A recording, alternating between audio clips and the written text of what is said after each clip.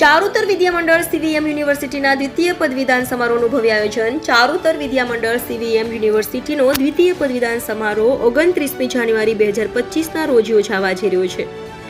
શૈક્ષણિક વર્ષ 2024ની બેચના ઉત્તીર્ણ થનાર તમામ વિદ્યાર્થીઓને પદવી દ્વારા સન્માનિત કરવામાં આવશે. આ પદવીદાન સમારોહમાં 45 ગોલ્ડ મેડલ સહિત સ્નાતક, અનુસ્નાતક તથા પીએચડી સાથે કુલ 2558 પદવી એનાયત કરવામાં આવશે.